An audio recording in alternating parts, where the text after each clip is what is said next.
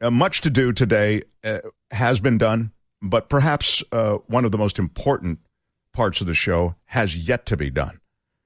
I'm talking about our visit with a culture blaster. He knows movies. He knows music. He knows television. He comes to us every Friday on a rainbow. Yes, he's Michael Snyder, everyone. Hi, Michael. Hey, Michael. Hi, Mark. Hey, Brett. And hi, John. Not just your daily producer, your weekly producer. Get it straight, buddy. And no, I see what you did there. It's been a weird week. By the way, hello to all of California. The mighty KGO reaches from Fort Bragg all the way down to San Diego. It's always a pleasure to be here. We reach beyond the Bay Area, but we are a Bay Area station, which means here's how we begin my recount of the week. First, the Niners were deep six. Oh, lordy, I could go into some kind of detail about the referees and Kyle Shanahan's play calling and whether the run game worked and I won't even single out that defender who dropped an interception that would have changed the complexion of the game. Wait, I almost did. Anyway, moving on, It was Chinese New Year earlier in the week. Gung Hei Fat Choi, Year of the Tiger. Right. Mark, I hope yours is claw-free and striped with joy. I mean, what did you do on New Year's Eve? Chinese New Year's Eve, I had a bowl of Times Square egg drop soup, and then I kissed a tiger at midnight. I felt like I got into the spirit of things.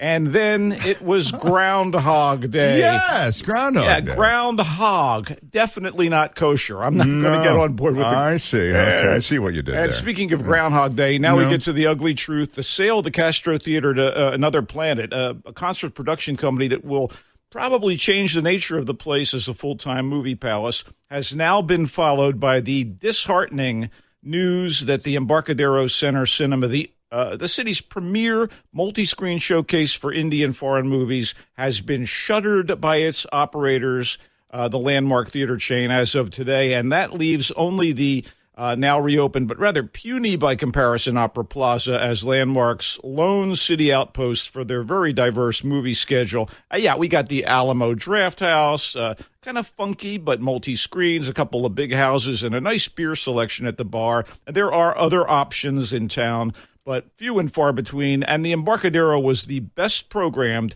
and most civilized and comfy forum for smart, eclectic movies in the city. It really breaks my heart to see this happen. Yeah, I mean, I think you're right to point it out. It's, I guess, is it a casualty of COVID? They just couldn't get enough people in the last couple of years. As a result of that, they had to close? It didn't hurt as much as you might think, because obviously due to streaming services and, the various and sundry big chains pulling in most of the attention with blockbusters, a theater like the Embarcadero Center probably suffered a bit.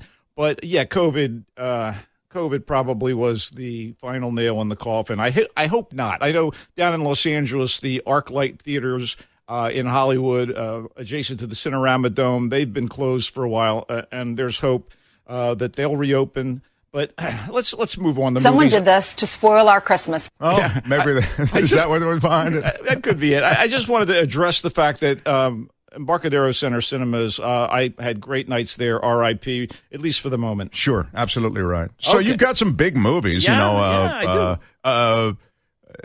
Okay, you go. You start where you want. When the moon hits your eye like a big pizza pie, that's doomsday. Oh, that's right. The moonfall. Now, what is happening? The moon is falling? Is that the deal there? Something to that effect. Okay. Moonfall. It's the latest shot at sci-fi blockbusterdom from master of disaster, Roland Emmerich, who first caught my attention in 1994 with Stargate, which was a pretty cool sci-fi movie that launched a raft of sequels and TV shows. What Roland Emmerich movie have I been in? Michael Snyder. And I have a pivotal scene in a Roland Emmerich movie. Could it be The Day After Tomorrow? Yes, Day After Tomorrow. Very good. Okay. Continue, sir. Okay. The guy went on to all these, he started directing and co-writing End of the Worlders like 1996's admittedly fun-filled Independence Day, and its more tedious sequel, a lesser global... I was in that also. Go ahead. A lesser global cataclysm,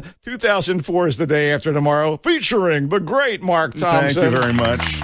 I would like to know that I was 2009's not even in worse. The movie. Thank you. Okay. Hey, wait, Brett, is that based on a true story? Thanks, Brett. That is a true story, yes.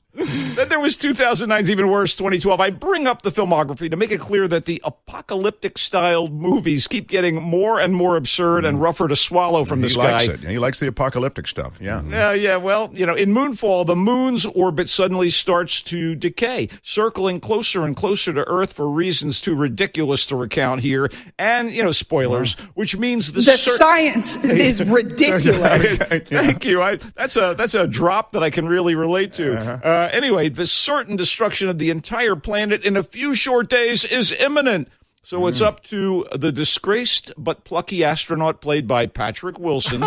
Disgraced but plucky? The button-down but plucky the NASA operations director played by Halle Berry, and the maligned but plucky physics genius and conspiracy nerd played by pudgy Game of Thrones squire and librarian John Bradley. Great to see John Bradley on the big screen. Wonderful actor. So they're going to have to get into a broken-down formerly mothballed space shuttle and somehow stop the moon's descent and put it up where it belongs. Wow. Someone did this to spoil our Christmas. It's like a kid would... Can they rescue it before Christmas? It's like a kid would put a paper moon on a cork board, right? That's what they've got to do. Or like some giant celestial... So really, what is the science? Somehow they're going to prop it up? Or what's going to happen? To tell you would be to... to ruin it, yeah. Ruin it, yeah. Oh, well, ruin it, such as it is. Sounds like it's pretty ruined already. In Marvel Comics, you got these giant celestials that could actually pick it up, form it, and place it somewhere. These are three astronauts in a beaten down old shuttle. Anyway, despite the three we're going leads, to rebuild it. We're going to build it back better. The leads commit, but this is preposterous over the top. It's groaning with bad and silly fictional science as opposed to science fiction, virtually exploding with these splashy, sometimes even wonky special effects in the service of depicting that bogus science and some seriously sloppy writing and plotting that defies logic and physics in terms of what can actually happen on any version of Earth, even without the moon scraping our atmosphere and making gravity run wild. It's got a ponderous middle, but a splashy, kind of crashy finale that almost transcends its dumbness. People who like dumb, splashy movies, they can probably enjoy this thing. It's in theaters where at least it's big, bold eye candy. Yeah. I think this show has a ponderous middle with a big splashy finish, come to think of it occasionally. So I have a place in my heart for them. How dare you talk about my ponderous middle? All right. Okay. So that's Moonfall. You didn't like it, Bob. No, my friends and anyone who pays attention to my regular screeds on this here program or reads the doggerel I crank out in the Marina Times or elsewhere probably... They all know that I love the film noir genre, detective flicks with darkly troubled PIs, cops, and criminals, and the books that inspire them. I have a special place in my heart for the Los Angeles-based crime thrillers written by Raymond Chandler, and the TV series Bosch features an L.A. detective. I like that stuff, and I was thus a good target for the new and sometimes amusing Last Looks, with its former LAPD cop turned meditating eco-friendly hipster, a bearded, disheveled guy in a woodland trailer home who is drawn back to L.A. to investigate a Hollywood murder. So Charlie Hunnam from, Sons of Anarchy, most people, is scruffy Charlie Waldo, said ex-cop, disgraced by a single crucial event in his otherwise sterling career.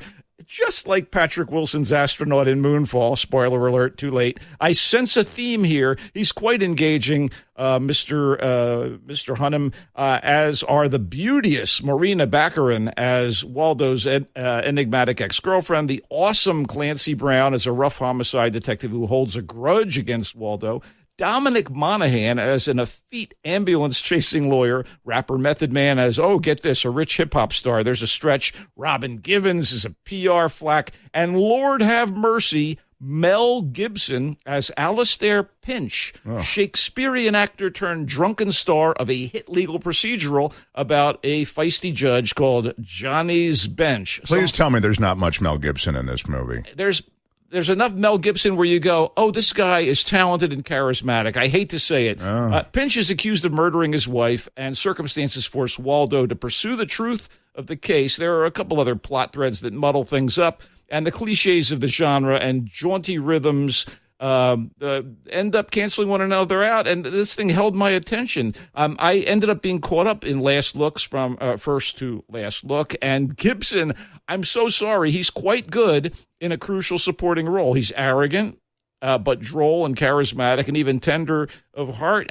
It's acting, I guess. I checked the crew, and there were Jews on the crew, so that wasn't an issue, apparently. I see. You did a Jew check? Is that what you did, Michael? So director Tim Kirkby, who brought us the Hank Azaria comedy show Brockmire and directed the Fleabag pilot. Wow. It does good work here. He directed this. Howard Michael Gould wrote the screenplay based on his own novel, and I definitely would watch another Charlie Waldo mystery. Last Looks is a lighthearted latter-day B-movie mystery, definitely worth a look on demand, where you can see it on Apple TV or Vudu, and it's in theaters. You liked Last Look. By the way, Chris, a feat would be a ding word, please. Thank you.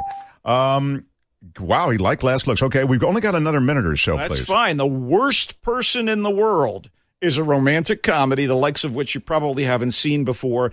This is the best film of the day in terms of my reviews. Directed and co-written by Joachim Trier, it follows a period in the life of a smart, scattered, and vaguely yearning, somewhat dissatisfied young woman named Julie in contemporary Oslo, Norway. Over the course of 4 years and a few relationships, Julie searches for genuine love, deeper meaning, and a gratifying career. She's kind of flighty, she's kind, she's passionate, but she's also distant, callous, deceptive, frank, manipulative, and basically as complex a character as I've seen on screen as late, portrayed by Renata Rensby.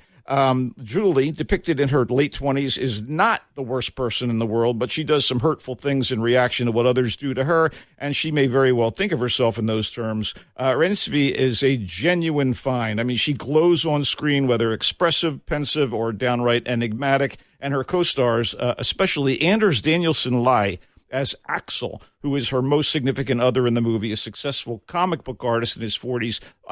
They're all excellent. And the script, which is structured in chapters, it kind of crackles with insights into relationships, generational wants and needs, and the good and bad twists that life can deliver. The movie also offers some cool visual tricks, including a bit of animation and an in-scene practical effects sequence that really blew me away. The Worst Person in the World is one of the best movies I've seen in the past few months. Wow. In theaters only for now, and slated for Landmark's last bastion in San Francisco, callback, the Opera Plaza. Oh, yeah. Yeah, that's where you have to go now because the Embarcadero is closed. Hell yeah. Yeah. Wow, that's a good look at three big films.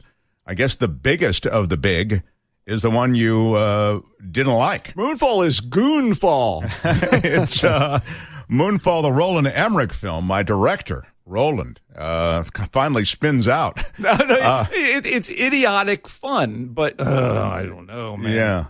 Last Looks, the contemporary noir film that does have Mel Gibson in it, you actually liked. Didn't love it, but you liked it. I did, and I would hope that they bring Charlie Hunnam back for another Charlie Waldo mystery. And then, of course, the one that you really liked, The Worst Person in the World, your favorite.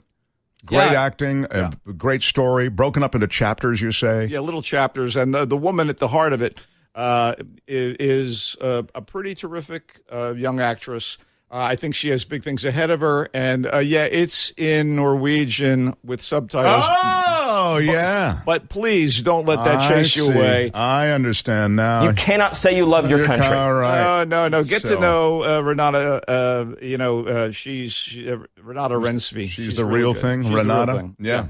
But Renata on your list, you can find him in the Marina Times, at marinatimes.com, and wherever you see the Marina Times. You can find him here also on Fridays, talking about music, movies, and different theaters and venues as they open and close around the Bay Area. He comes and goes on a rainbow.